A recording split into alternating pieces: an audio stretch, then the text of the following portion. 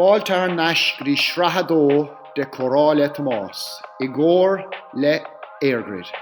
Bemesi le Dinny Allen on Common Lou Clasgael agus tá Suligum go munig sib Tanavas.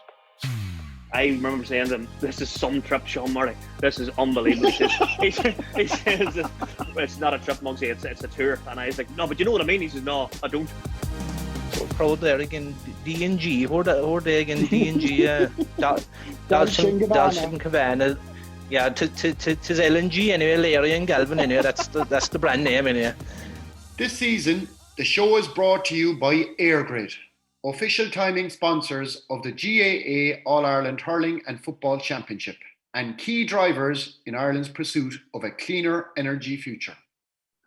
And you're very welcome back to another episode of Comhrá Le Tomás in association with EIRGRID. I'm delighted and honoured to have the great Dinny Allen, Cork legend, with me this week, and we're going to talk all things sport, Dinny, because I know football, even though most people know you for the football, the soccer is there and the hurling is there.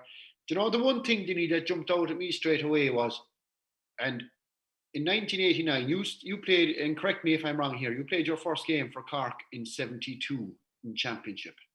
And in 89, you played with Cork, who won the National League, the Munster Championship, and the All-Ireland final, and you captained them. And that's that was a full 18 years after you started out with Cork. Am I right in that? That's correct, Tomás. Took me 17 years to win an All-Ireland. It only took me 1 year to win it. A Munster hurling medal. So, and in 75, I played 4 matches and I had 3 matches and I had a Munster hurling medal. And I played about 100 matches to get an All-Ireland medal.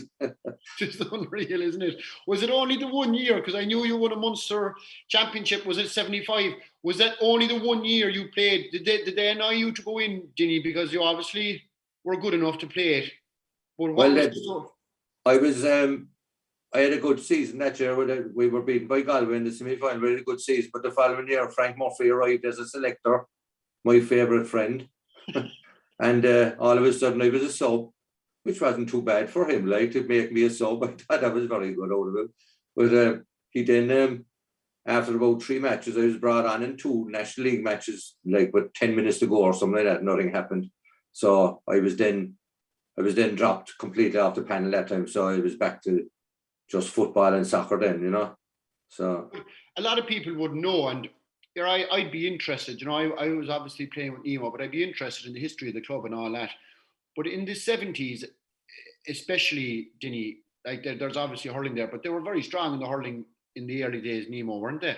Say when you were in that time.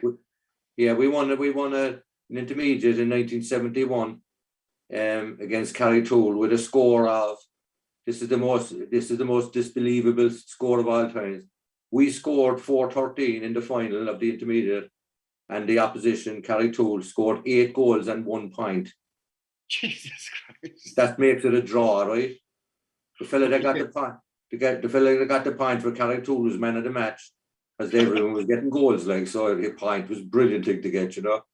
So and we went back down to the replay and we beat them 4-11 to 2-5 or something in the replay. So we were lucky. We were actually a point down with a minute to go. When it was 8-1, it was 4-12 to 8-1. We were a point down and we got a point to equalise the match. So, oh my God, if we lost it, we'd be still, well, we're still talking about it as it is, like, you know. So I talked to a few and they'd say that the argument would be there that Nemo were good enough. Was it in 74 or 75 to win a county hurling title? Were they close enough that time? Yeah, we got to the semi-final against Blackrock, like, which had, oh my God, Tom Cashman and Dermot McCurtain were just starting. They were minor at the same day. Ray Cummins was playing, Brendan Cummins was playing, Frank Cummins was playing, and we were 3 points ahead with about 4 minutes to go, and they rattled over 5 points in a row. They didn't get a goal against us to catch us.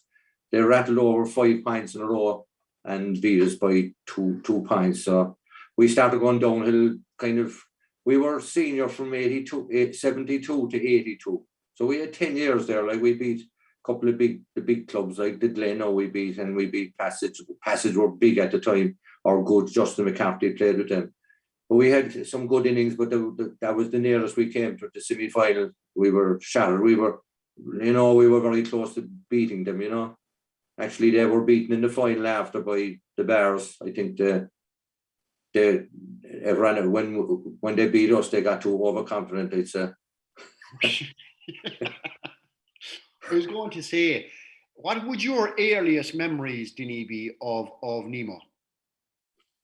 Oh, one of my earliest memories is being West Ham were playing in the cup final in 1964 against Preston, and I used to be hanging around down and Evergreen Road, hoping that they'd take. It was all under 15 that time, underage. They had no under 12s or under 13s. The youngest was under 15, and I was 11, and I was hanging around like hoping that they'd be sharp, but they were never sharp. But Frank Hogan was in charge of the under 15 team, and he took me away up to the north side to play, or he pretended I was going to play, but he brought me on for about 10 minutes that day. So that would be my earliest memory of myself being involved. But like I can remember going to the matches in 1960. Nemo were junior hurlers at the time. I can remember actually the hurling matches more than the football for some reason. Well, they were all out in Ballinlough, so it was kind of local matches. But Nemo won 5 in a row that time in junior. I know it was only junior, but it was a big thing for us, you know. So hurling was up kind of next to the senior football at the time, you know. Yeah, I was saying, I don't know who was telling me, because I remember the first time I landed in Cork years ago. It was just over 20 years ago to college.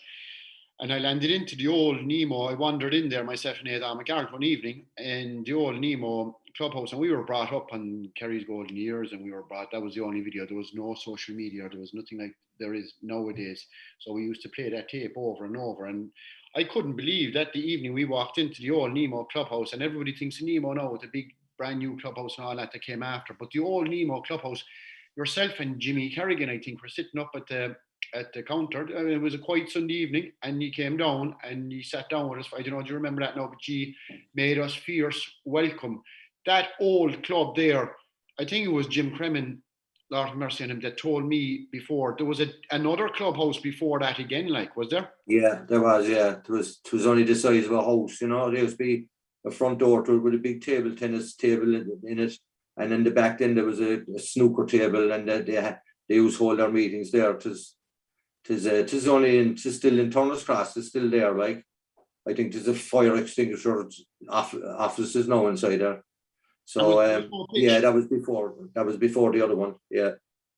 And there was no pitch with that, Dinny, that time. Where were the pitches been based that time? They opened the Tremoro. Three pitches were given by the corporation. One to Redmonds, one to Ballyfihan, and one to us. Like we were the middle one, but like Redmonds and Ballyfihan kind of struggled all their lives, you know. Like they never got up to the high standard. They were always kind of junior B. Well, Redmonds went out of existence there a couple of years ago, but it was tough on them, you know. But we were the middle team out in there. But we had only a corrugated iron dressing rooms at the side of it, because it was that at that time those pitches were out in the middle of nowhere as such. Like there was no built up area around it, you know. So we got them about 1960 or so, like that, or 1960. But they were the 3 pitches were unbelievably a hill up towards Ballyfihan itself. So there were no one wanted to play there. Like no, the opposition didn't want to play there at all, and we didn't want to play there either. So we used to play a lot of our matches away from home to get a good pitch, you know. And tell me, what is it? What, like everybody says, Nemo would have, and you see the big clubs around the place, Douglas would have big numbers and all that. But there's something in Nemo, Dinny. How, like I saw it myself when I'd be inside there all the time. There's a continuation where former players, no matter how big or how small or how, everybody throws the shoulder to the wheel inside in the club. Was that always there, or who started that off? Was it there? Like, because I know you have 4 All-Ireland clubs, haven't you? Yeah.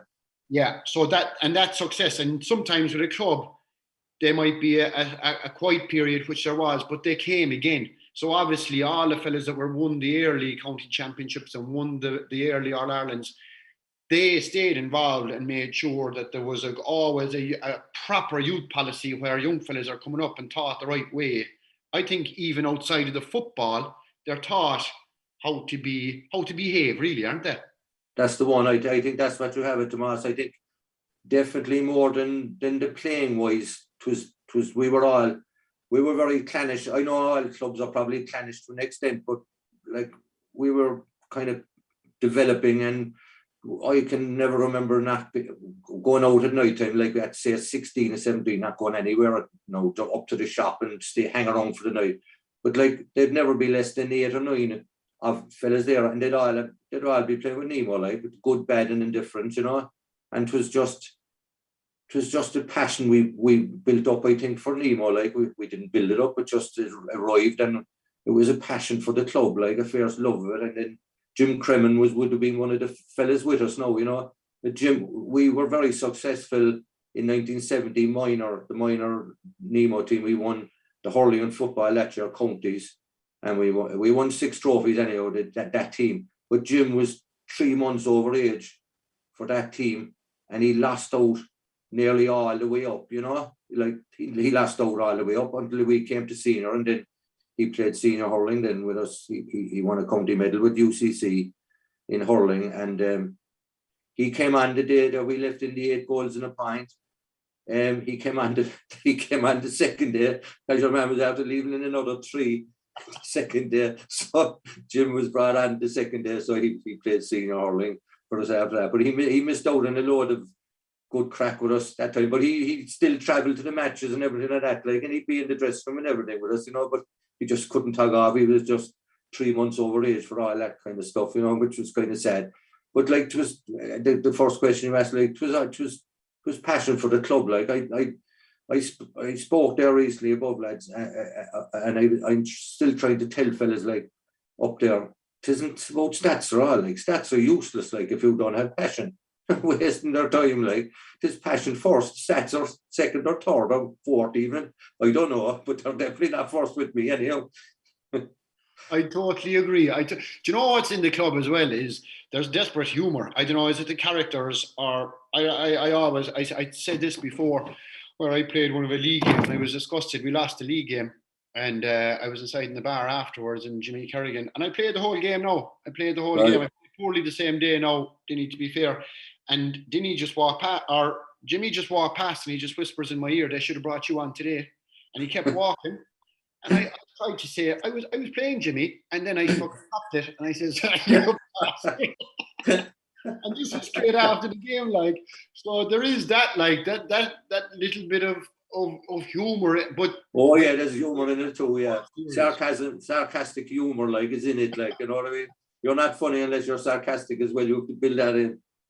That reminds me of the story that Nudie Hughes from Monaghan was getting on the bus. One day we were giving him a lift or something up in Dublin. We were all getting on the bus. We were coming home, and someone said to him, "We'll drop you out to the station or something like that." So Jimmy was up at the front of the bus, and Nudie Hughes got on the bus, and like he's not shy, as you know. But Jimmy put out his hand and said, "Only all Ireland winners on this bus. We had one, like all Ireland." But Jesus, Nudie got very odd about it. But geez, Jimmy, sure, he'd say anything, like, Oh, Jesus, Jimmy could bury you. This season, the show is brought to you by EIRGRID, official timing sponsors of the GAA All-Ireland Hurling and Football Championship, and key drivers in Ireland's pursuit of a cleaner energy future. Okay, Dinny, I don't know, you're obviously, I don't know, are you on Twitter or are you not on Twitter, but Nemo have a very good Twitter account and they put up all teams and I don't know, was it meant to be or whatever, but they put up there about a week ago that in 1970 you played Cove in Championship. It was your debut and you were playing corner forward and you rattled 2-6. Can you remember that day? I can, yeah. Yeah, I was minor that day. I was still minor. Brian Murphy made his debut with you, did he? Yeah, Brian Murphy played in the 70 of that minor team. Two was played up to that. We got to the final. We were 8 points ahead. Got 4 minutes into the second half against Musgrave. We lost the match by a point. So that was the talking point for a couple of months. We found it very hard to get over it. My mother actually barred it from this the dinner, going at the dinner at night. I'm barring the topic on that match. After 7 months, she barred it. It was causing issues. Oh, Jesus. As psychiatric treatment and everything, I'd say. Was 72 your first senior championship win? And was it, I don't know, was it Charlie that was telling me, did Billy come back from Strawberry Hill? And what was it like? You obviously had a brilliant team because you went on and were fierce successful in the 70s. But that championship, what was different about it, like that? Because you were knocking on the door as it was, I'd say, were you?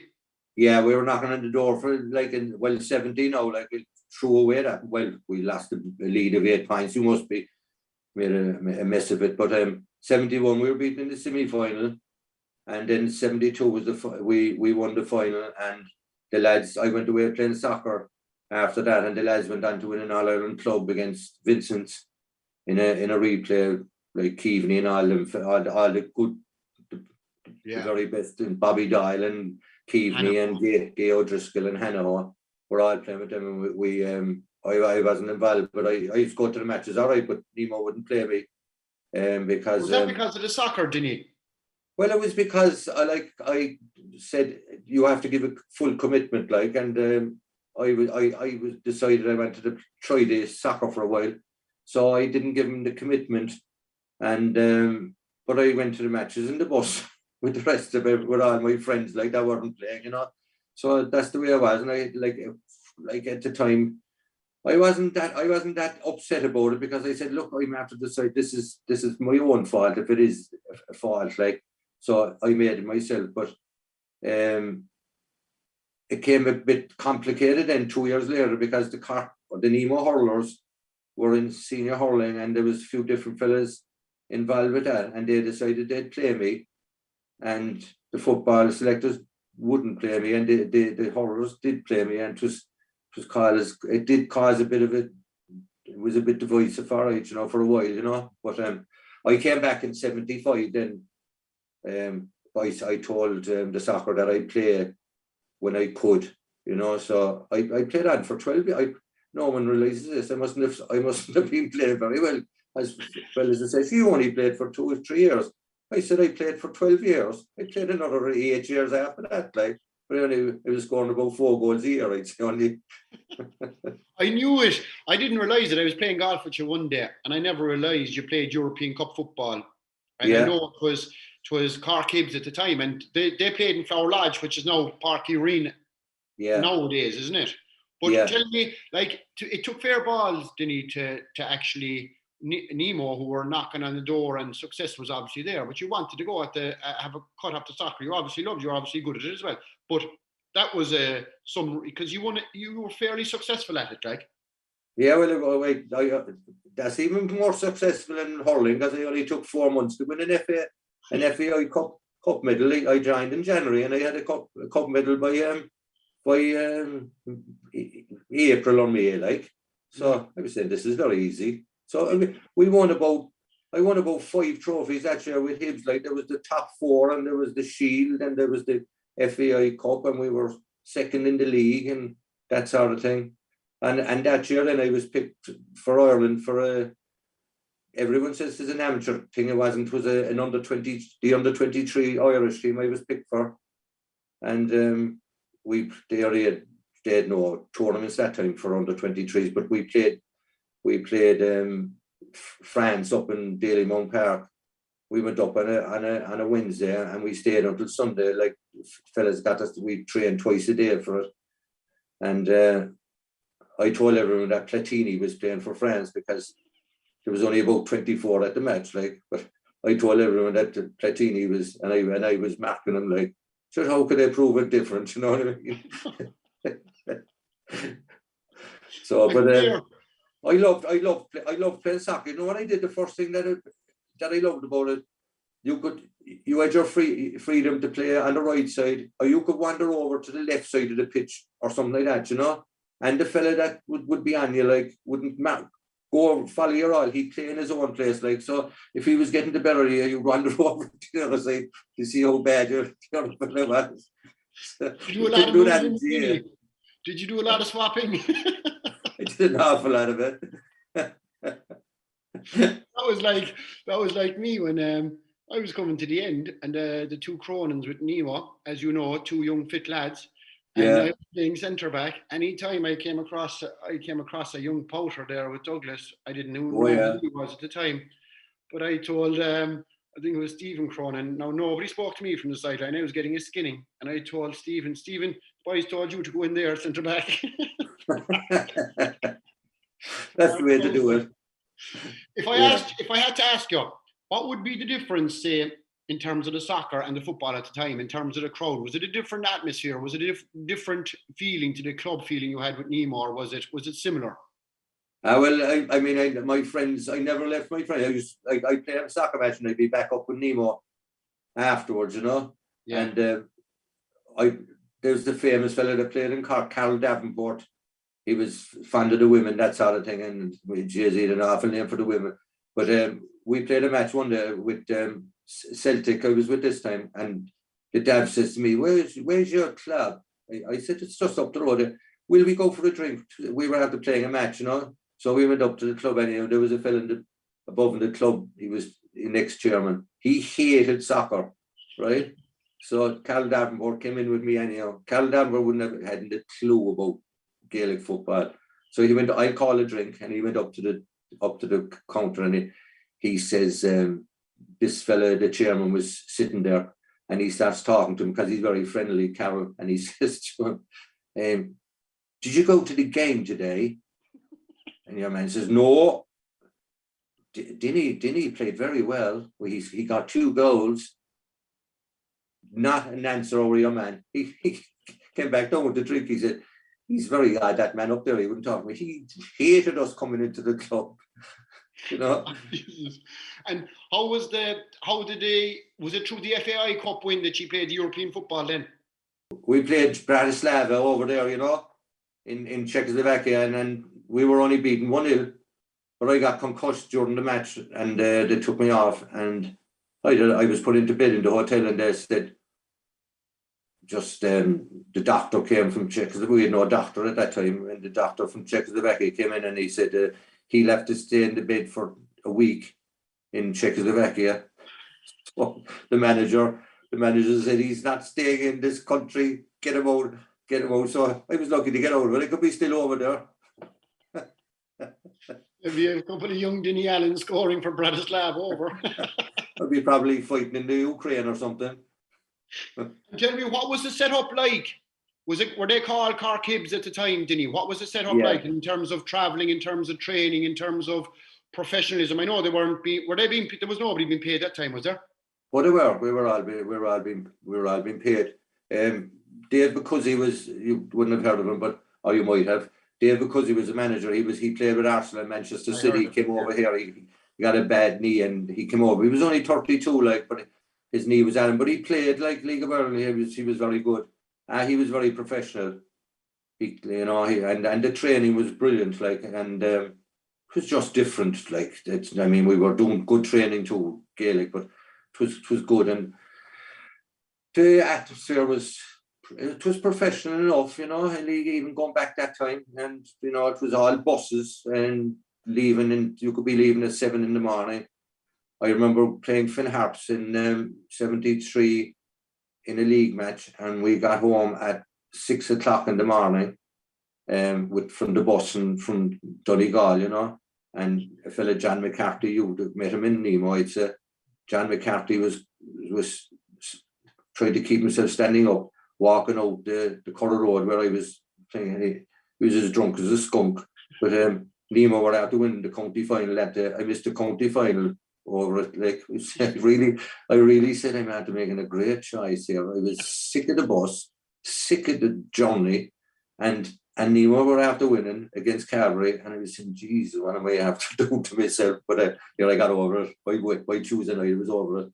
But you obviously you played away then for the 12 years with them, but you came back in and you put Nemo. You went playing football and you focused on the football inside there. And was that then automatically back in with Cork then after that because when you were playing the soccer you weren't in with Cork either, were you? No, I wasn't. Yeah. I was back in with Cork in 75.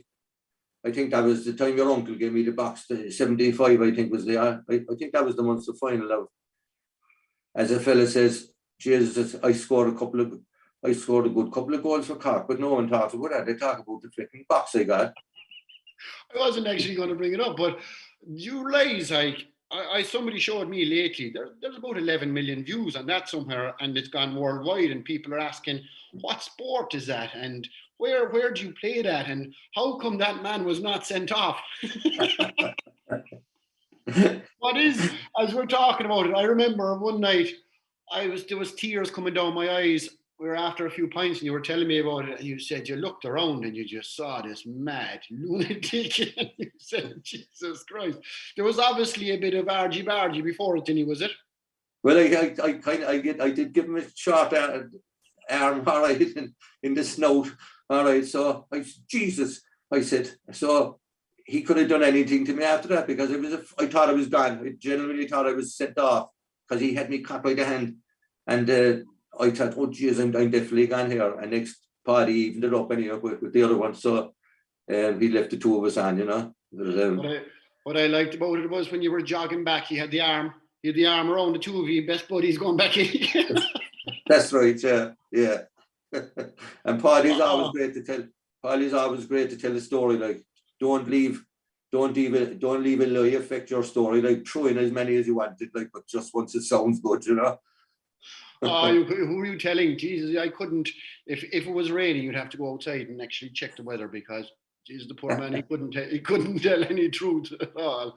If it was between getting a laugh or telling the truth, he'd just get the laugh. Do you know what I mean? Oh yeah, that's I agree with him totally. I had a Hibs match here. You've heard the story. Everyone has heard it at this stage. Hibs were playing Shamrock Rovers down in the lodge, and a little Jack Russell dog ran on the pitch, and everyone was running after him, making a fool of themselves. They couldn't catch him. He'd be running between your legs and everything like that, you know. And the crow were watching him. They were all breaking their heart laughing at this fool trying to catch the dog. So I wasn't going near him, because I'd be used to dogs now around the house, and that's all right. But I eventually tempted him over towards me, you know. I didn't move, but I got him to come towards me, and eventually started rubbing him, and I was able to pick him up, and I was walking off the pitch over to the side. Like, there was 20,000 at the match. Like, I was walking off over as proud as punch. I got a huge hula bass, you know. Yeah. And I was really had a big head on me, you know, at this stage. I can score goals, all right, I can catch dogs, all right. And I was leaning out over the wire and dropping down, and this fella from bloody the north side of the city said, "Dinny, leave the dog on and come off yourself." But Paddy was telling that story a couple of years later, and up for the match, you know. And he says, I have a great story about Dinny. I was playing against Dinny up in the Mardyke, he says, in Cotton Kerry, and the dog ran on the pitch. I was looking at him stupid. He took the whole story, but you know that you see that just. There was no end to them. But those two teams that time, and I know you were sick of.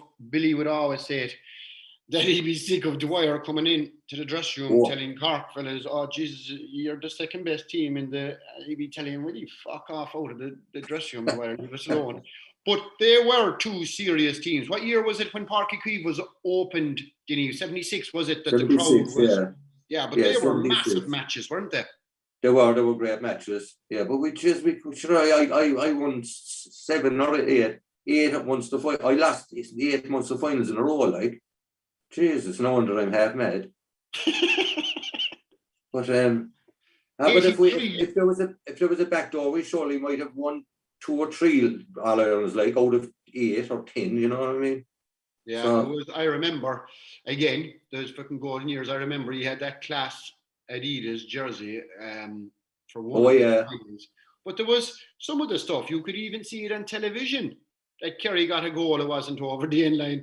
I sometimes I'd be talking to Billy and I said that ball was over. That I'd only be picking at him. That ball was over the line, all right, Billy. It wasn't it over the line.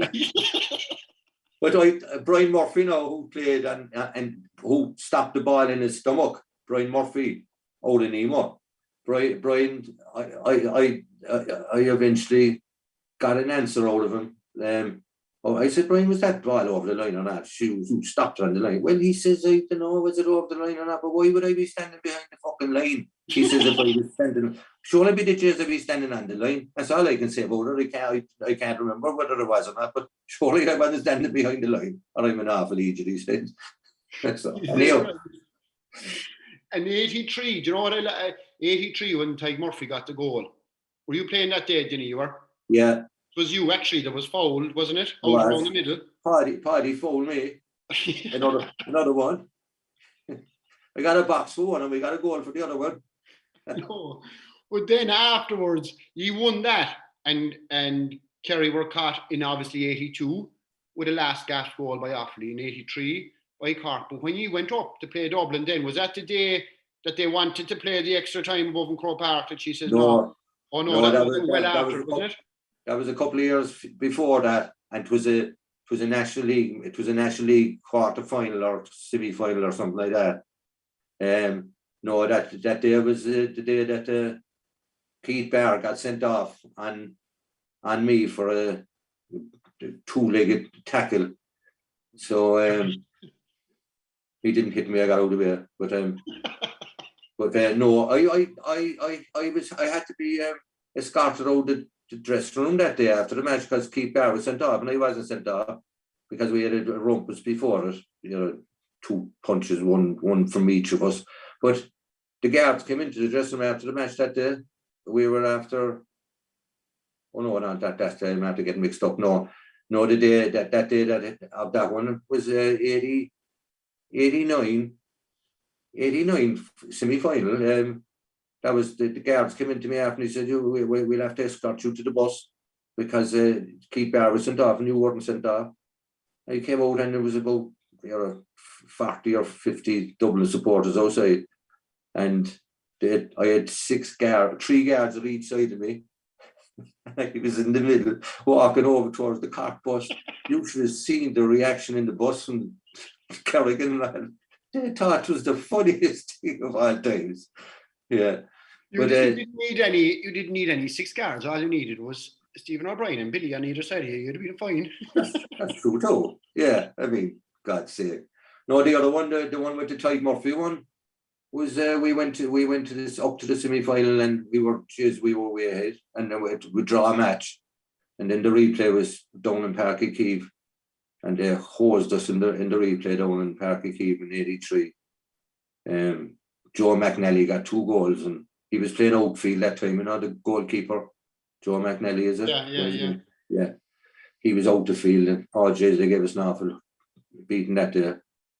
And you had good teams, right? And I'm not like, did you think that at that stage then, this is never going to happen? It won't happen because you retired at some stage then. Did you? I don't know how it happened. Did you stop playing with Cork for a while and really got you back in then, was it? Yeah, well, I mean, I only missed, when I played soccer, I only missed 2 years. But then, like, when I retired, I was 37, like 89. I was captain in 89. I saw the writing on the wall too. Like, I mean, I kind of packed up that year, and I was playing National League, and we were good and bad, like, and I didn't feel myself I was up to it. I thought I was 36, and Billy kept with me and kind of persuaded me to carry on, and I wasn't really happy, and but it turned out afterwards that we won the All Ireland club in 89 as well as winning the National League with Cork and the All Ireland final and that sort of thing. So it was a very successful year, it turned out, but I nearly retired from Cork, like, but I should have, I suppose. But once I got the medal in 89, then Billy said, you'll stay on because we could possibly use you as kind of last 20 minutes or whatever, or last whatever. But I said, no, I jumped ship very fast, you know. You went over on top. Jesus, I did. Yeah. I was going to say those, because I was a young fella, I was only 8 or 9, 10 that time, and we'd be glued to the All-Ireland final. Those matches with meat around that time, they were like, even if you look at them now, Yeah. Like, they were fast-paced matches, and they were physical, and everybody was like, it was O'Neill and Lyons. There was a great Cork team. There's a lot of good young fellas coming into Cork that time, wasn't there? The Barry there was. Stephen O'Brien's. Yeah, there was a lot of under 21 success at that time, you know, like that. But like the Meath style of football, like they like, this is on hindsight now, like years later.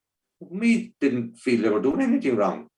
Meath play like that all the time against each other above when they're playing club, like be horse into each other, and you get a few thumps off the fella that would go for a point with you after and all that sort of thing. So, but we were kind of taking it as private vendetta or something like that, like, but you know, so that's why there was an ill feeling between us, like, for years, only for, God help us, the death of John Kearns. Like, there was 10 of that team came down to Cork like that time, and it was really appreciated, you know.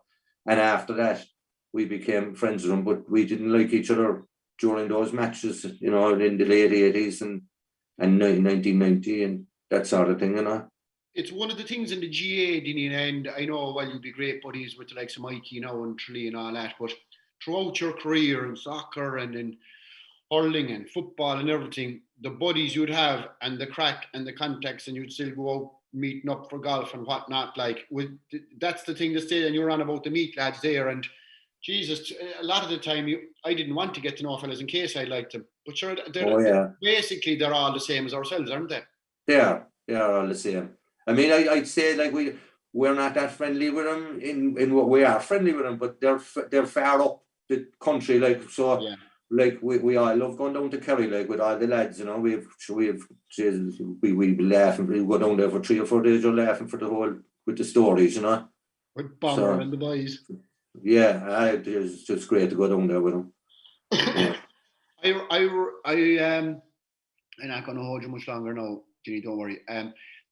I remember reading, and it was fierce honest, and I made a pile of sense, a lot of it. You said there a while ago, whatever interview you gave, I don't know how long ago it is now, but you said that the style of football now and the way it's gone defensive and the amount of time they're putting into it, like tactics, preparation, the time that goes into it, the way they play.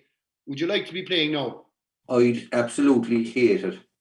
I wouldn't last in it, like tis fair. I mean, they're out every night, and then they're, like, a couple of weeks ago they were playing Douglas in a Kellershee match, and there was about 8 injuries. Nemo had 8 injuries, and Douglas had 11 or something. Jesus, like, and they were all at the match, watching the match, but they were all injured. Like, I don't know what it is, but I'd hate to be playing this style of match now. Imagine being inside corner forward, like, looking, you'll be watching about 50 passes before it would come up to you, you know what I mean? Well, I mean, some teams are worse than others. No, we're probably one of the worst of them, but most of the teams now are playing that way, aren't they? Across the field. Every team, Dinny. Do you think, like, and you mentioned it early on about stats or whatnot, and I tell you, no matter what, in the modern age, and I'm involved in a county setup as well, and it's still, if you don't have the passion or if you don't have the intensity, like, do you think fellas are half afraid to make a mistake because it'll go down, you turn that ball over, and he's trying to do the right thing? I remember reading once upon a time, the All Blacks don't give out to a fella at all for trying to do the right thing, as long as it's the right thing. But what they'll do then is they'll tell him, look, you need to practice your execution, that's what you need, but you were trying to do the right thing. Do you think fellas are afraid now to actually kick the ball along in case they become a stat saying, Christ almighty, come off, you're after giving away the ball there 4 times in a row? I think without a doubt, without a doubt, they're all afraid to kick it. Yeah. Like, I don't know, this year now, I was down at the Cork and the Kerry game lately, and that traditional rivalry is there. In terms of, like, I don't know, we'll say, and it could let's say Cork had won this year and Kerry had won. There's one thing that nuts me altogether, and it's the provinces are the way they are, and you'll always have Kerry, Cork, and you'll have the rivalries, you'll have Galway, Mayo, you'll have everything, right? But the reality is that they are squashed the season into 6 months. They have 4 provinces that have 12, 9, 5, well, add New York and London, 6, maybe 7, and Munster 6. And what I'd love to see is a championship that you had games every, let's say, call it 2 weeks or 3 weeks. But Jesus Christ, it doesn't make sense with the amount of football that young fellas have between 20s and colleges and all this.